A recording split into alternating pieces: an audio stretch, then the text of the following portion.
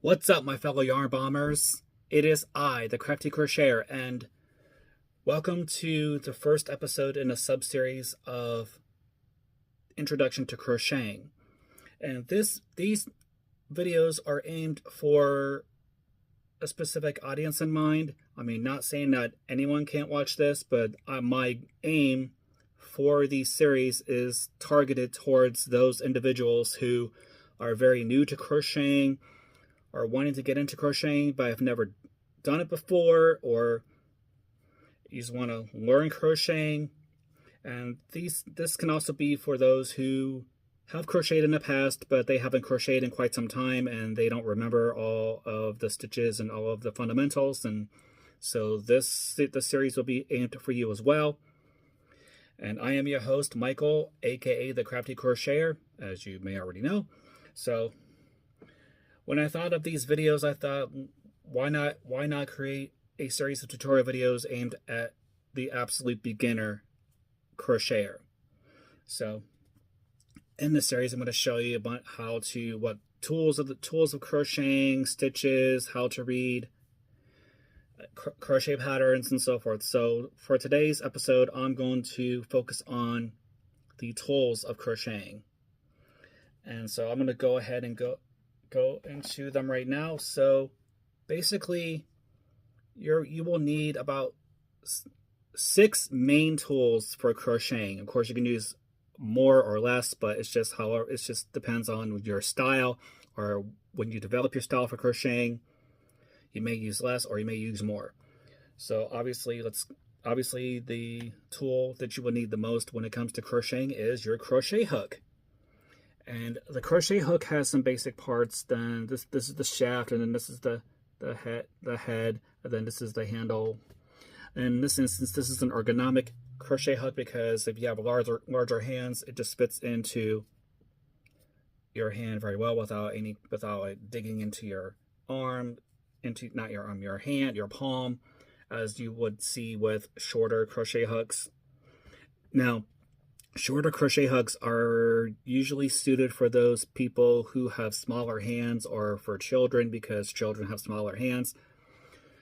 But hooks like this with a longer handle are suited for people like myself who have rather large hands. And then this part here is the thumb rest. It's where you put your thumb when you're crocheting. Now, there are 2 different grips that I've seen when it comes to crocheting. It depends on how you develop your style when it comes to crocheting.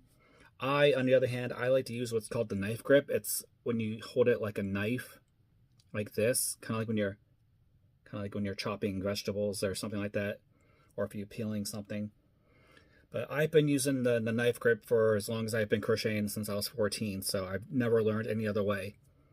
But then the second grip is I've seen this before, what's known as a pencil grip. You hold it like a pencil, and then you see people like whip through the stitches using the pencil stitch. Again, it depends on if someone had taught you crocheting and you've done the pencil grip, but you prefer the knife grip. It's whatever style you prefer.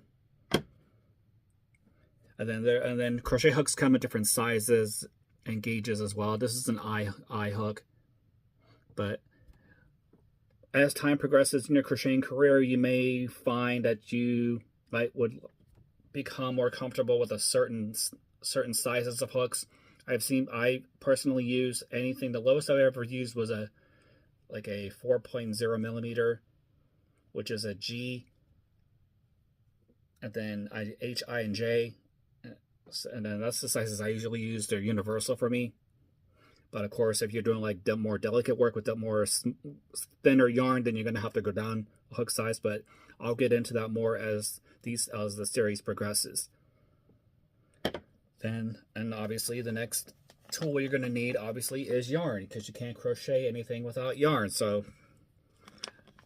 And yarn comes in different sizes.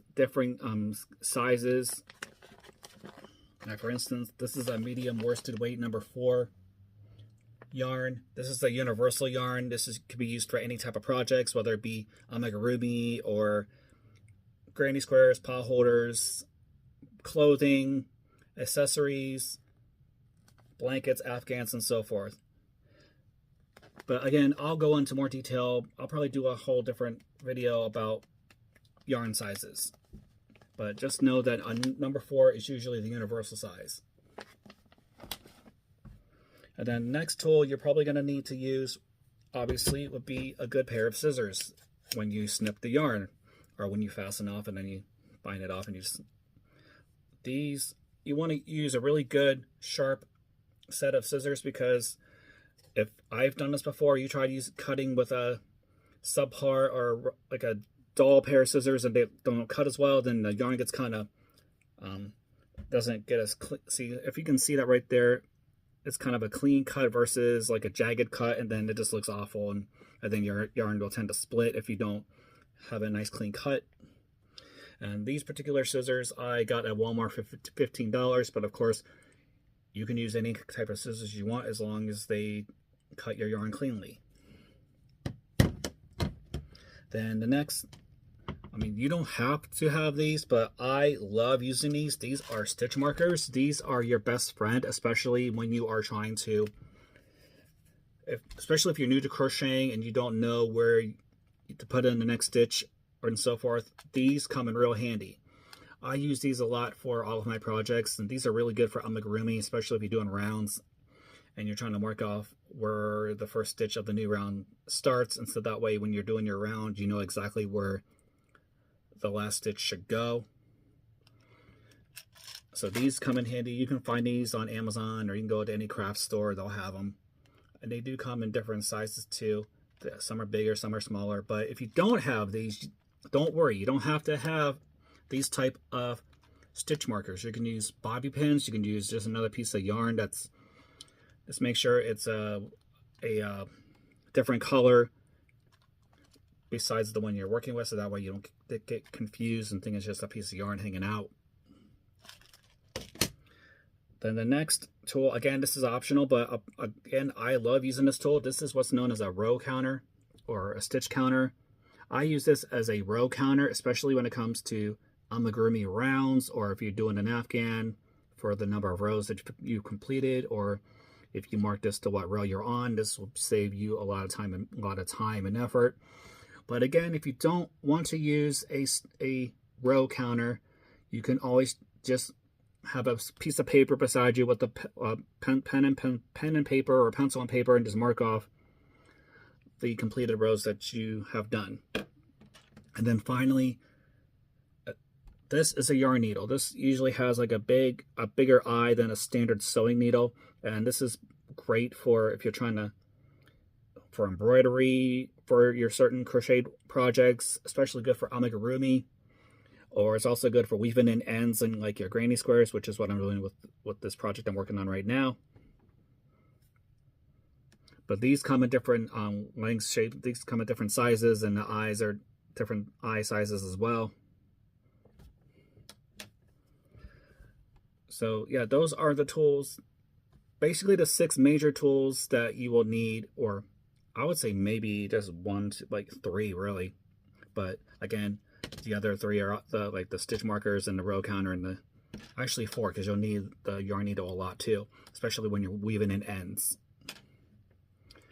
Alright, so I'm going to conclude this video. Again, I'm going to try to break these videos up into several different ones, like I did today with the tools, and then I'm going to do one for yarn sizes. I'll do one for like basic stitches and how to read a crochet pattern, and then I may move on to how to do a simple granny square, which is a very introductory project you can do, especially if you're new to crocheting.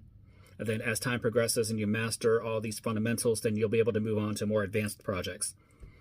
All right, so I hope this video was helpful and insightful, and it's going to get you on the right path into your crocheting career. So don't forget to like, subscribe, and hit that notification bell so you get notified when new videos are released. And if you want to go back to my older videos, feel free to do so. Again, I am revisiting all of my older videos because of the sound quality, but I do have some introductory videos in there as well, what I've covered here, but I thought I would do this as a separate sub-series. And Again, if you have any questions or comments, please let me know, and I will be glad to answer those, maybe in a future video. And I also do like a Crochet Therapy Thursdays, and then you can ask me there as well if you're new to the channel, and it'll be on my page as for the live feed, so that way you know when to tune in. And then if you're unable to tune in on that tomorrow, then there is a replay that will be broadcasted as well, so you can look back on it as well. So, hope everyone's day is going well today. Love each other, help each other out, be kind to each other, spread love and not hate. And you are special, you are unique, you are loved, and love yourself because you are the most important person in the world. Love others. And on that note, until next time, take care of yourself and each other.